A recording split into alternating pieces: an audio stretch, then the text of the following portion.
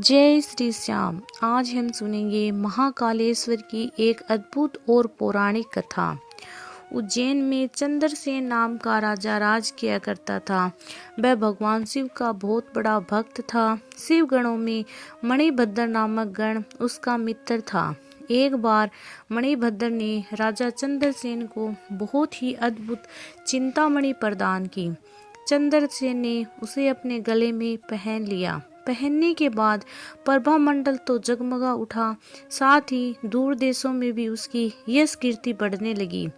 उस मणि को प्राप्त करने की आशा दूसरे देशों के राजा भी रखते थे, इसलिए उस मणि को प्राप्त करने के लिए इन राजाओं ने प्रयास करना शुरू कर दिया। कुछ राजाओं ने उस मणि को प्राप्त करने की मांग की तो कुछ ने विनती की, लेकिन वो राजा की अत्यंत प्रिय वस्तु थी, इसलिए राजा ने वह मणि किसी को भी देनी जरूरी नहीं समझी। अंत में उन पर मणि आकांक्षी राजा ने आक्रमण कर दिया। इसी कारण से चंद्रसेन भगवान महाकाल के चरणों में जाकर ध्यान में मग्न हो गए।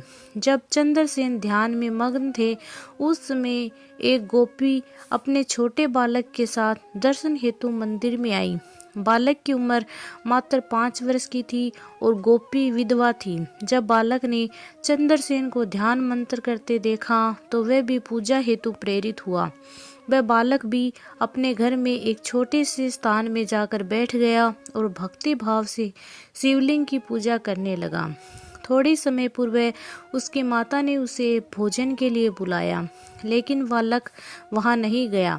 फिर उसकी माता ने उसे बुलाया, लेकिन वह फिर भी नहीं गया। जब माता स्वयं चल कर आई तो उसने देखा कि बालक ध्यान मग्न होकर भगवान शिव की पूजा कर रहा है। उसे कुछ भी सुनाई नहीं दे रहा। तब क्रोध में आकर माता ने अपने पुत्र को पीटना शुरू कर दिया और पूजा की सारी सामग्री उठाकर फेंक दी।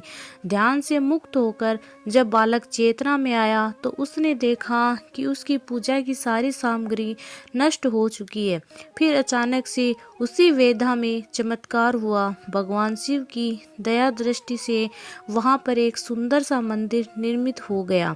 मंदिर के बीचों बीच एक दिव्य शिवलिंग विराजमान था एवं बालक द्वारा सज्जित पूजा सामग्री भी थी। ये सब दृष्टि देखते ही उसकी माता भी आश्चर्यचकित हो उठी। राजा चंद्रसेन को जब इस घटना की जानकारी मिली तो वह भी इसी भक्त बालक से मिलने की इच्छा जागृत करने लगे। अन्य राजा जो इस मणि के लिए युद्ध पर उतारू थे, वह भी उस बालक को देखने पहुंचे। सभी राजाओं ने मिलकर चंद्रसेन राजा से क्षमा मांगी और सब मिलकर महाकाल की पूजा अर्चना करने लगे।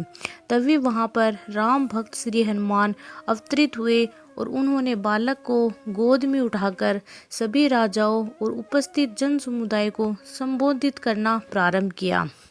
भगवान शिव के अतिरिक्त प्राणियों की कोई गति नहीं होती। इस बालक ने बिना किसी मंत्र अथवा विधि विधान के शिव पूजा पूरी की और मंगल को प्राप्त किया।